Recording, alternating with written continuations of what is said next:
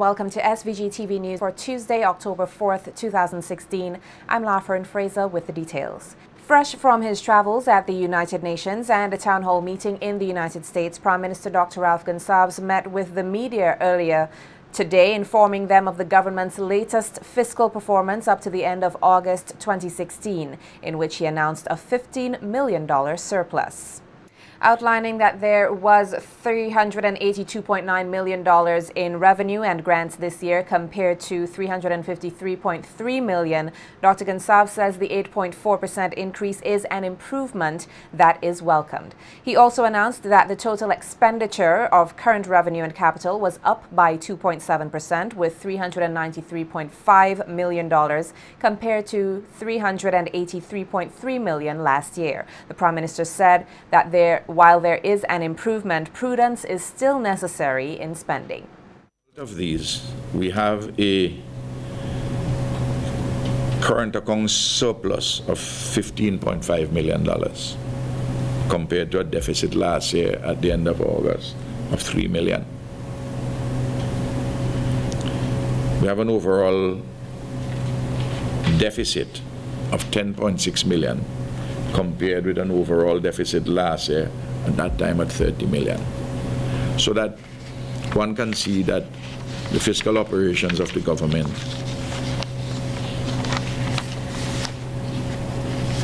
they have improved. But I tell you this, we're not out of the woods.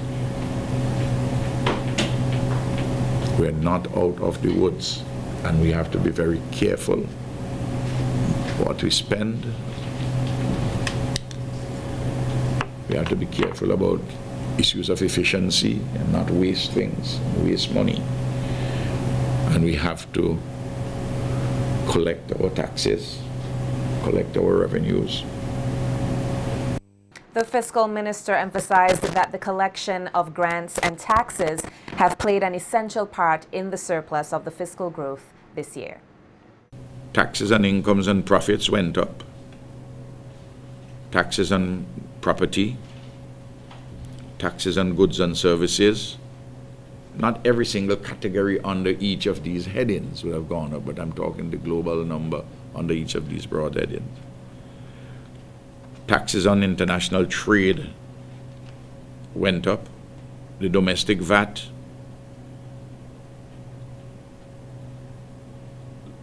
went up by about 9%. The VAT on international trade went up by about 3%.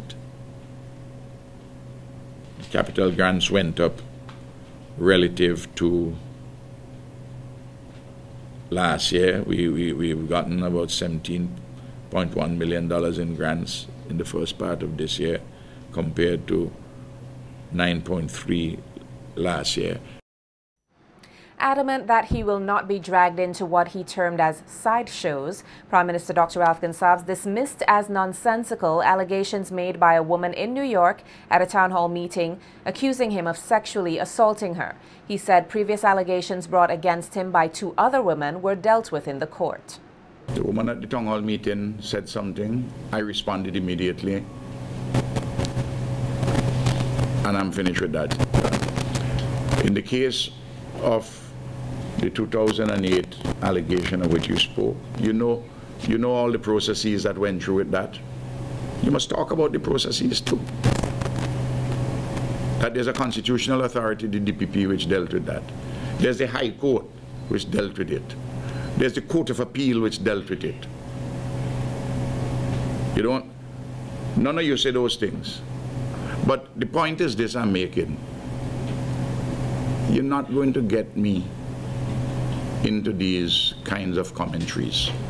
So you can pose your question, you can make all the comments you want on them. I have said what I have to say, and that's that. The leader of this country accused members of the media of seeking a headline story and reiterated that he will not be entangled in tabloid news. If you want to get a soundbite for the radio, or you want to get something for your newspaper, I just answered you. What I would allow you to do now? Wait now. What I'd allow you to do now? What I'd allow you to do now When you're finished with that, and you finish with your monologue, I will just move on. So you can go ahead, make all the allegations, who say what, and I will sit down. I'm not making any allegation. I'm merely questioning you on allegations made publicly against you, Prime Minister. You are the Prime Minister. Can we have the next question, please? But the point of this, I just answered you. I just answered you, you know. But you may not like the answer that I have given to you. Prime Minister and Minister of Electoral Affairs, Dr. Ralph Gonsalves, believes that persons accusing the Minister of Foreign Affairs and Member of Parliament for Central Leeward of having dual citizenship are on a wild goose chase. Dr. Gonsalves was speaking at a press conference this morning where journalists questioned as to whether Sir Louis had renounced his U.S. citizenship, to which the Prime Minister responded that persons should take Sir Louis to court to find out. I really don't have anything to say about it, even except to say, you all are on a wild goose chase. And I always told those, well, Louis said it, if you don't think that he's an American, a Vincentian citizen, if he hasn't renounced his American citizenship, go and challenge him in court and be embarrassed about the whole thing. I mean, Louis Straker, every time you see, people don't know these simple things, or they don't think about it.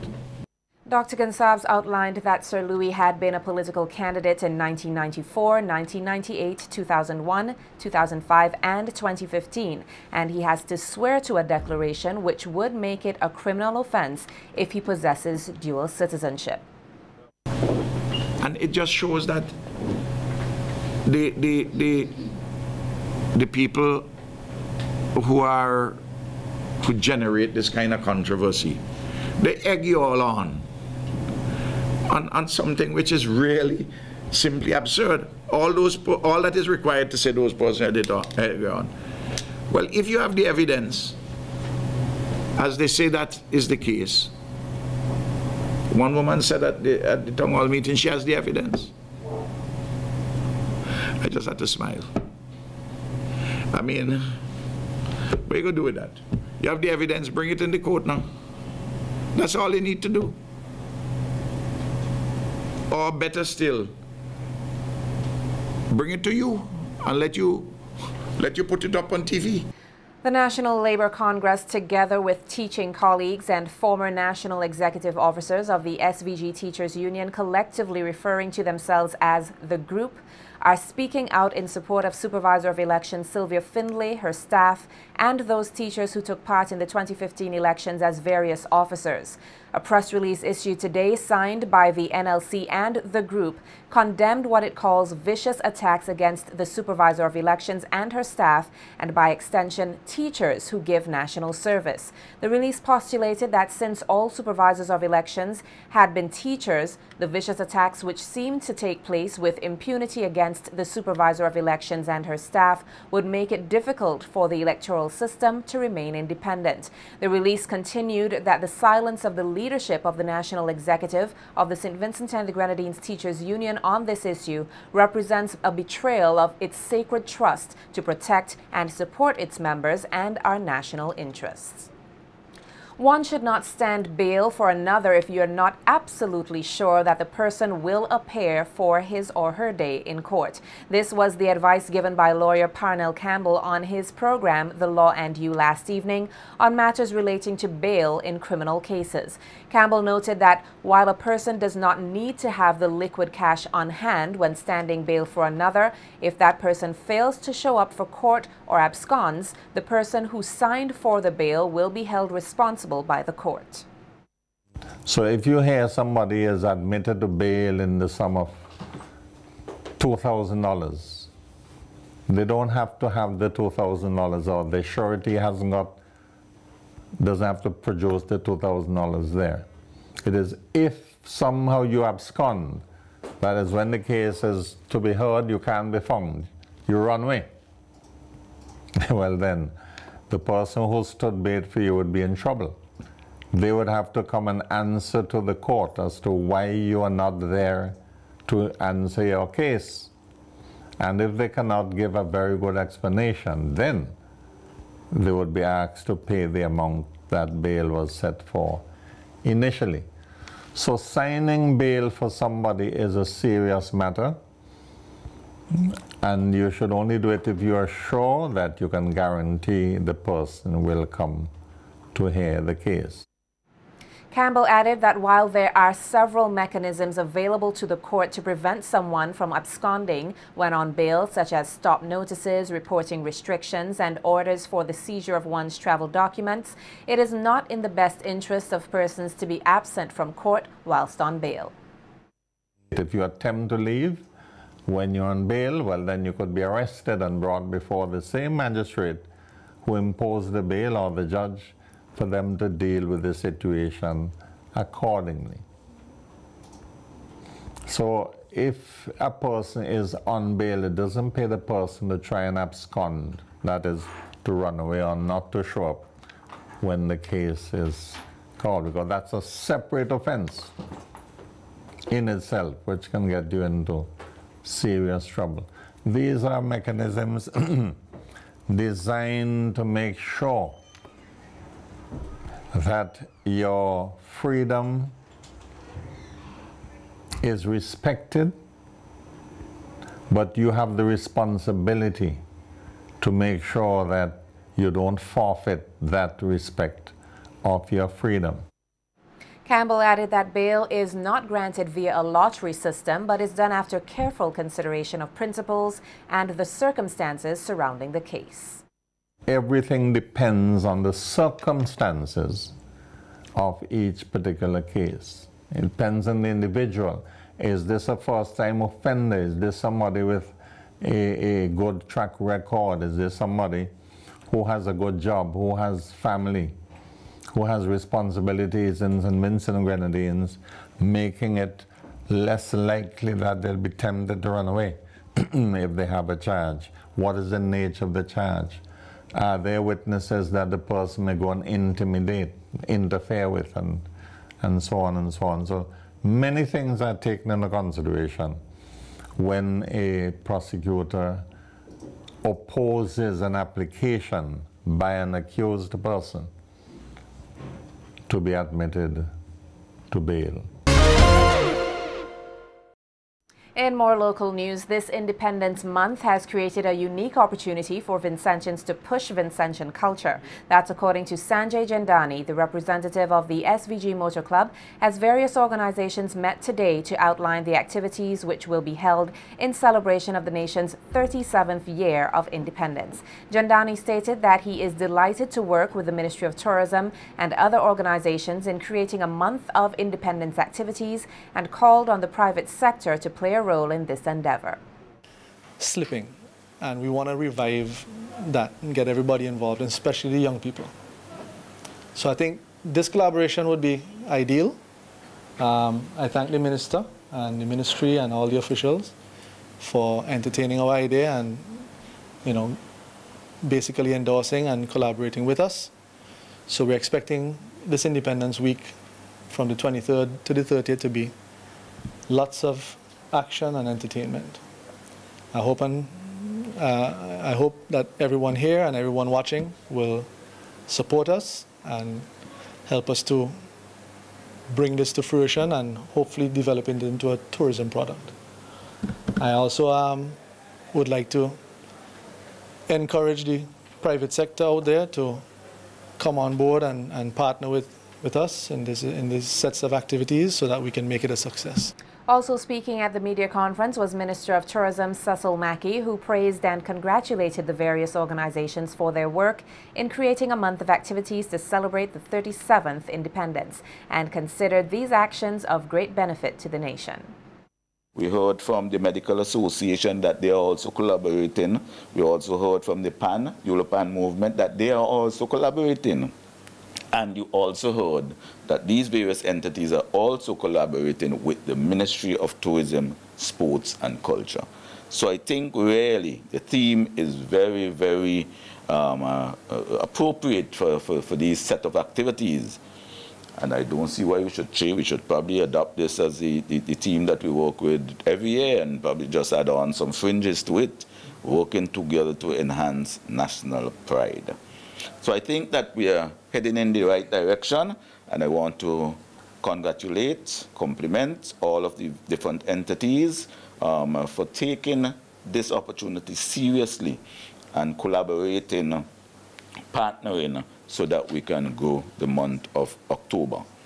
Providing students with the opportunity to learn more about available career fields through face-to-face interaction with working professionals, the Georgetown Secondary School on Monday, October 3rd, launched its Georgetown Career Education Program under the theme Caring for Our Present, Preparing for the Future. We hear more about the initiative in this report from SVG-TV's Nikita Tony.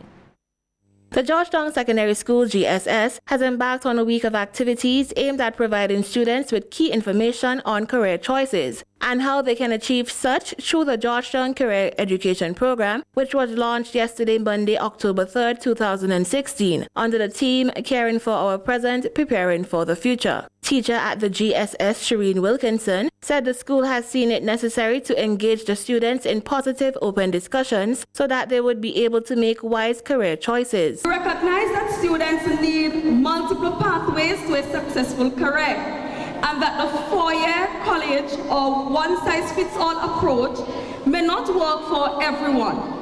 We want to educate young people about the economy, employment trends, and more specifically about careers through our career education program. This career education program involves the Georgetown Government School, and we see those students here. We are very happy to have you. The Georgetown Technical Institute, the Langley Park Government School, and Georgetown Secondary School. During the career education program, these young minds will take their first steps towards meaningful employment by meeting with employers face-to-face to exchange information. Highlighting some of the events to be held throughout the week, Wilkinson urged the students and other persons in the community to support the school in its efforts to further enhance the society. We, the members of the Georgetown Secondary School, realize that we have the potential, the creativity, and all that's needed to establish a shared vision for a better society. We urge each student, each parent, and every member of the community to give us their support as we set out on our mission of transforming this society. Tomorrow, Tuesday, October 4th, we have our career personality assessment. On Wednesday, the 5th of October, we have our career fair and hats competition.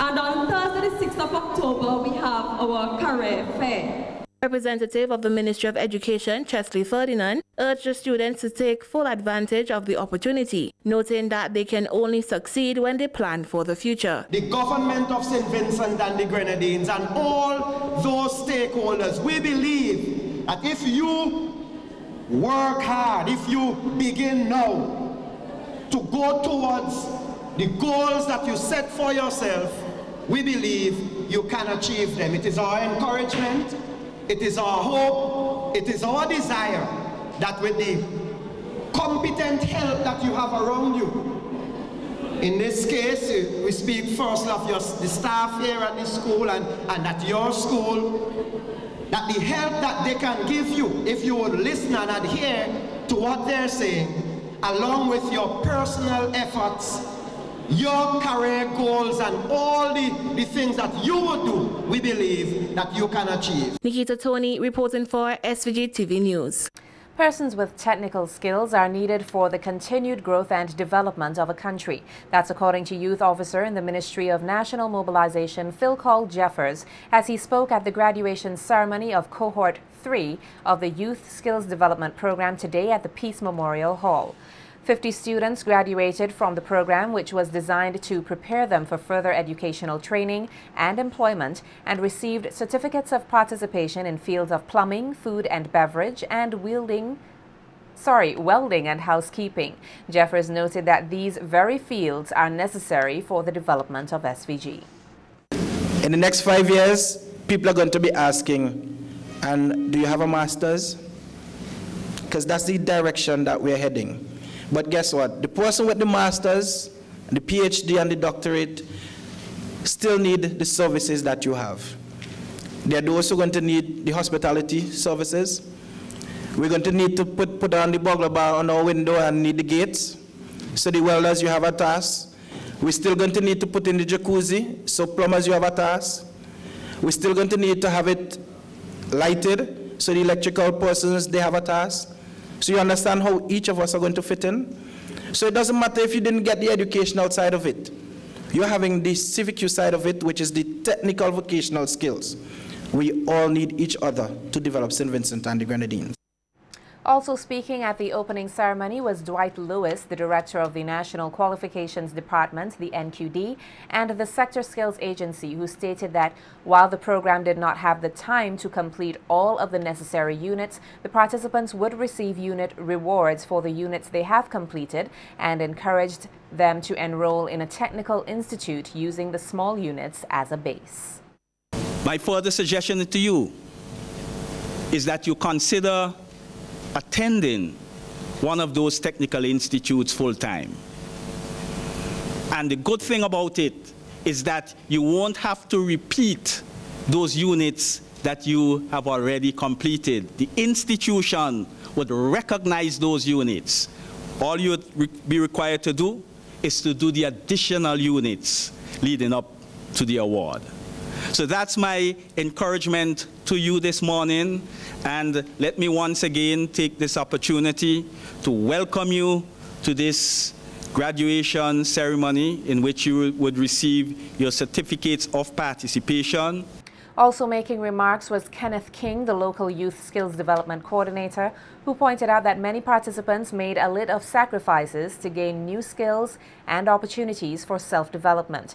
King, however, expressed disappointment in shortcomings such as the program's inability to draw persons from the Grenadines and dispel various gender-based work stereotypes. King also lamented on the lack of equipment for participants and recommended that graduates be given tools to ply the very trades they were trained in. Also, I have my own perception in terms of programs like these. I always believe that at the end of the training programs, the participants must get at least a basic toolkit so that you could start to ply your trade. Because persons or people will not employ you if you don't have the tools to practice the skill. I just hope that future programs, tools will be provided for persons to practice after acquiring these skills.